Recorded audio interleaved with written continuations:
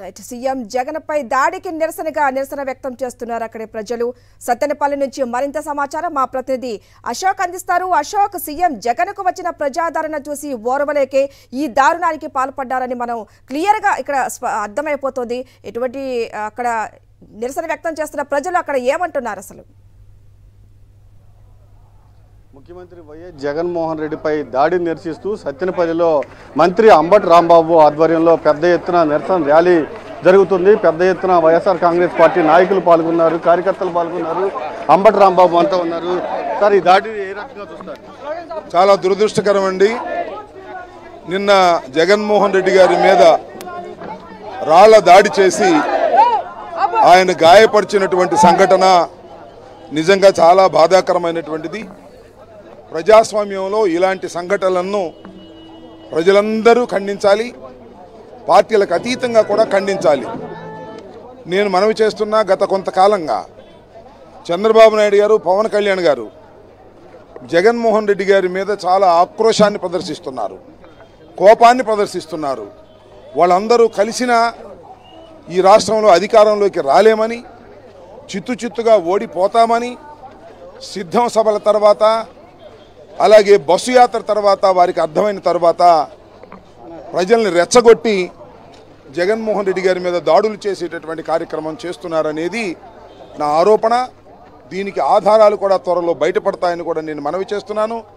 చంద్రబాబు నాయుడు గారికి ఎప్పుడైతే అధికారం రాదు అని తెలుసుకుంటాడో అప్పుడు హింసను ప్రోత్సహిస్తాడు. అది చంద్రబాబు నాయుడు గారి నైజం, చంద్రబాబు నాయుడు గారి తత్వం. చంద్రబాబు నాయుడు గారు ప్రజానాయకుడు కాదు, కేవలం మ్యానిపులేషన్తో చేసేటటువంటి ఒక దుర్మార్గమైన రాజకీయవేత్త. ఆ దుర్మార్గమైన రాజకీయవేత్తకు ఈ రోజుతో ఆయనకి రాజకీయ సమాధి కట్టడానికి ప్రజలు సిద్ధంగా ఉన్నారని కూడా నేను ఈ సందర్భంగా చెప్పదలుచుకున్నాను. పథకం ప్రకారమే ఈ దాడి జరిగిందంటారా? ఖచ్చితంగా పథకం ప్రకారమే. విజయవాడ వెళ్ళిన తర్వాత ఎందుకు జరిగింది? విజయవాడకు వాళ్ళకి ఏదో బలమైన కేంద్రం అనుకుంటున్నారు అనుకుంటాను నేను అనుకోవటం. ఈ ప్రాంతం అంతా తిరిగి వెళ్ళారు, అందరూ పూలు చల్లారు, అక్కడికి వెళ్ళి రాళ్లు కొట్టేటటువంటి పరిస్థితి చేస్తున్నారు. ఇది ఖచ్చితంగా చంద్రబాబు నాయుడు గారు, లోకేష్ గారు కుట్రపూరితంగా చేసినటువంటి వ్యవహారంగానే మేమందరం వైఎస్ఆర్ కాంగ్రెస్ పార్టీ కార్యకర్తలను భావిస్తూ ఉన్నాము. దీన్ని ప్రజాస్వామ్య పద్ధతుల్లోనే ఎదుర్కోవాలనేది కూడా మా ఉద్దేశం. మేము కూడా రాళ్ళు వేస్తే ఏమైపోతాడు చంద్రబాబు నాయుడు ఒకసారి గుర్తుపెట్టుకోమని మనవి చేస్తున్నాం. కానీ అలాంటి పద్ధతులను వైఎస్ఆర్ కాంగ్రెస్ పార్టీ ప్రోత్సహించదు. దీన్ని ప్రజాస్వామ్య పద్ధతుల్లోనే దీన్ని ఎదుర్కొనేటటువంటి కార్యక్రమం చేస్తామని, నిరసనలు కూడా అదే ప్రజాస్వామ్య పద్ధతుల్లో తెలియచేస్తామని, త్వరలోనే దోషుల్ని పట్టుకొని శిక్షించేటటువంటి పరిస్థితులు రావాలని నేను మనస్ఫూర్తిగా కోరుకుంటున్నాను. కొంతమంది తెలుగుదేశం నాయకులు, కన్నా లాంటి వాళ్ళు కూడా ఇది ఒక డ్రామా అని చెప్తున్నారు. తెలుగుదేశం నాయకులకి డ్రామాలు ఆడే అలవాటు ఉంటుంది. లేదు, ఎవరన్నారు ఇందాక, మా కన్నా ఆయనకి ఆ మధ్యన గుండె జబ్బు వచ్చి చేరాడు, సర్టిఫికేట్ చూపించమనండి.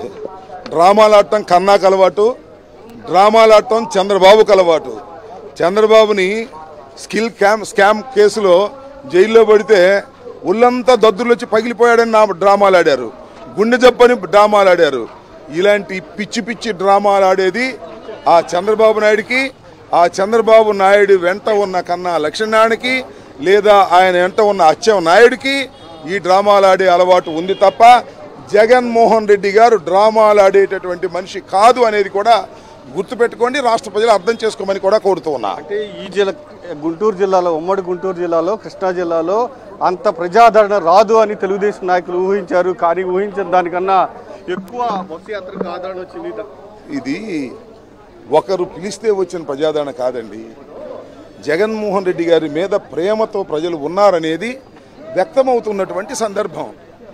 జగన్మోహన్ రెడ్డి గారు ఎక్కడికి వెళ్ళినా ప్రజలు తండోపతండాలుగా వస్తున్నారు.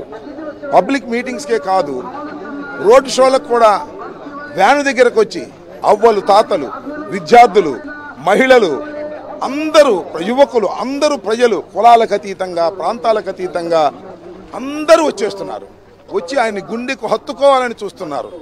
ఆ ప్రజాదరణ చూసిన తర్వాత భరించలేక కుట్రలు చేసి ఏదో ఒక విధంగా జగన్మోహన్ రెడ్డి గారిని ఎదుర్కోవాలను, హతమార్చాలను నీచమైన కుట్రలు చేస్తున్నటువంటి చంద్రబాబు నాయుడు గారు మూల్యం చెల్లించక తప్పదు అని కూడా ఈ సందర్భంగా మనవి చేస్తున్నాను.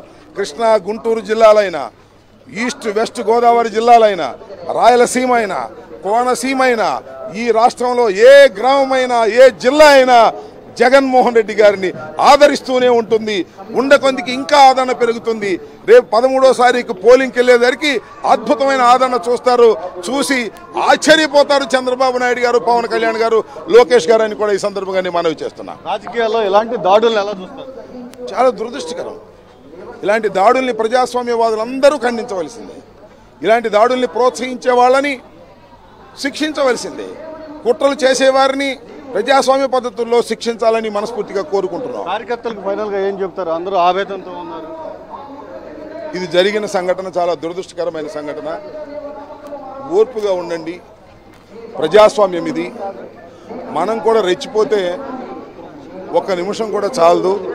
రెచ్చిపోవలసింది కాదు. ఇది ప్రజాస్వామ్య దేశం. ఇది చట్టాలు ఉన్నాయి. దానికి తగ్గట్టుగానే అన్నీ జరుగుతాయి. దోషులు శిక్షించబడతారని నమ్ముతున్నాను. చంద్రబాబు లాంటి కుట్రపూరితమైన మనస్తత్వం కలిగినటువంటి వ్యక్తుల్ని ఈ ఎన్నికల్లో రాజకీయ సమాధి చేయబోతున్నారు. ఆయన వెంట వెళ్ళినటువంటి దత్తపుత్రుడైనటువంటి పవన్ కళ్యాణ్ కూడా రాజకీయంగా సమాధి కాబోతున్నారు. అందువల్ల మనం ఏ విధమైనటువంటి ఓర్పుని వీడకోకుండా ఓర్పుతో వ్యవహరించాలి కార్యకర్తలందరూ అని హృదయపూర్వకంగా వారికి చేతులెత్తి నమస్కరిస్తూ ఉన్నాను. అంబట్రాబాయ్ ఒకటే చెప్తున్నారు, ఒక పథకం ప్రకారం ఈ దాడి జరిగింది.